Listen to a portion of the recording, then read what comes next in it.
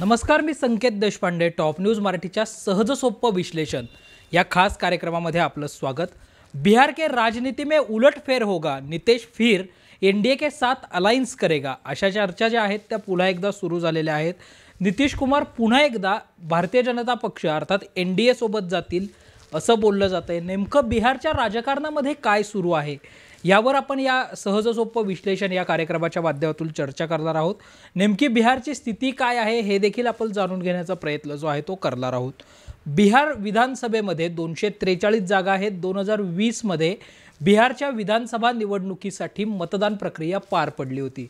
त्यावेळी नितीश कुमार हे भारतीय जनता पक्षासोबत होते.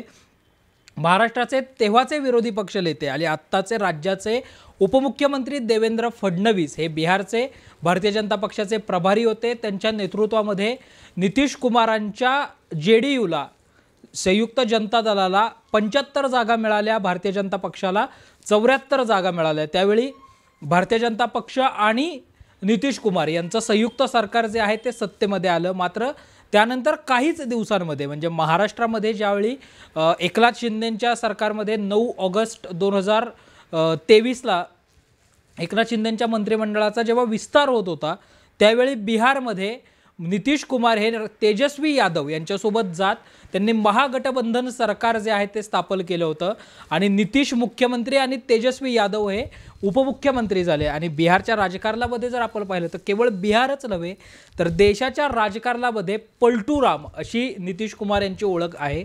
कारण नितीश कुमार कोणत्या वेळी कोणती भूमिका घेतील हे आपण सांगू शकत नाही. ते कुठल्याही वेळी त्यांना जी अभिप्रेत आहे, त्यांना जी अपेक्षित आहे तीच भूमिका घेताना पाहायला मिळतात. म्हणजे अगदी व्ही.पी. सिंगांच्या सरकारमध्ये व्ही.पी. सिंग अर्थात विश्वनाथ प्रताप सिंग यांच्या सरकारमध्ये केंद्रीय कृषी राज्य मंत्रिपदाची जबाबदारी नितीश कुमार यांनी सांभाळली.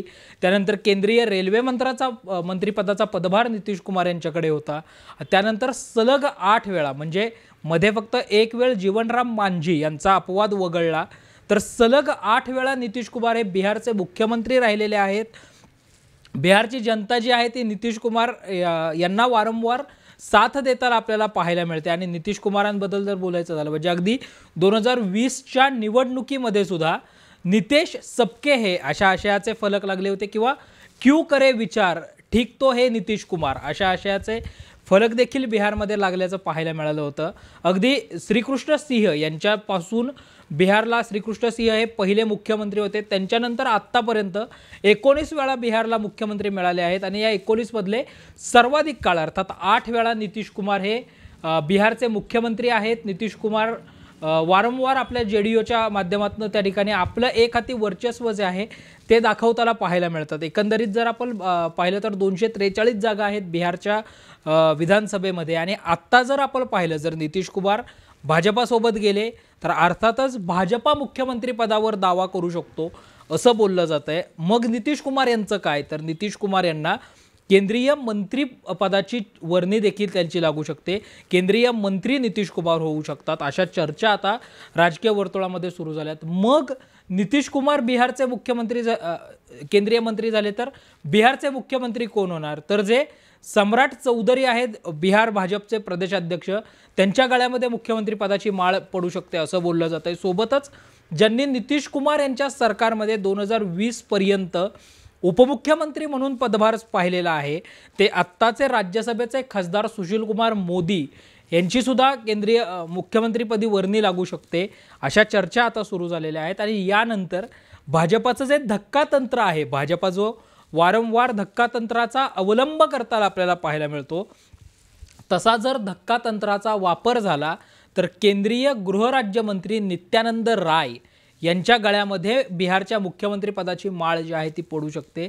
जर आपण पाहिलं तर एक निश्चय हे एक नितीश हे अशाचा फलक जो आहे तो देखील दिल्लीतलं जे जेडीयूचं मुख्यालय आहे त्याच्या बाहेर लागला होता. हा फ्लेक्स लागण्यामागचं कारण होतं की इंडिया अलायन्सची जी बैठक झाली होती ज्याच्यामध्ये ममता बॅनर्जींनी मल्लिकार्जुन खरगे यांच्या नावाचा प्रस्ताव जो आहे तो इंडिया आघाडीच्या संयोजकपदी ठेवला होता. आणि त्यानंतर नितीश यांची पंतप्रधान पदाची आकांक्षा जी आहे, इच्छा जी आहे ती या निमित्तानं प्रकट झाली होती आणि यानंतर अशा आशयाचा फ्लेक्स जो आहे तो लागला होता. आता बिहारच्या राजकारणामध्ये खरंच उलटफेर होणार का, नितीश पुन्हा NDA सोबत जाणार का, हे महत्त्वाचं आहे। मात्र बिहारमधल्या एका वरिष्ठ नेत्यानं नितीश यांच्यासाठी आता भारतीय जनता पक्षाची दारं जी आहेत ती बंद झाली आहेत असं सूचक विधान केलं होतं।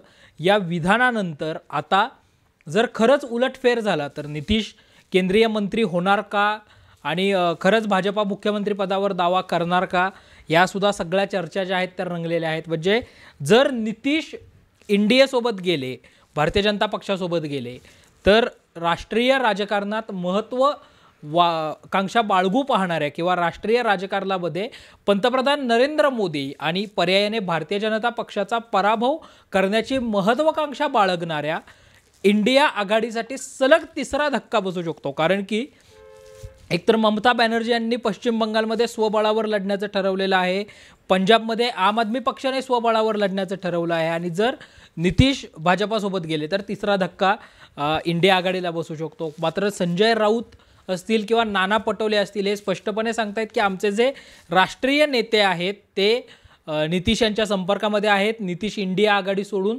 कुठेही जाणार नाहीत। मात्र नितीश आहेत, नितीश कुठल्याही क्षणी सर्व आपल्याला जी पटेल, आपल्याला जी आवडेल ती भूमिका घेताना पाहायला मिळतात।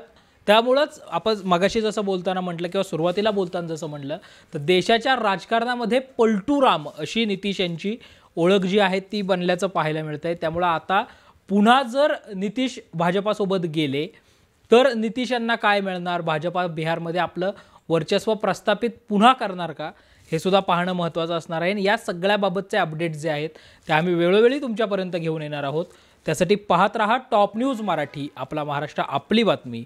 आणि आता top news Marathi channel Jio टीव्हीच्या OTT प्लॅटफॉर्मवर तेही 24 तास।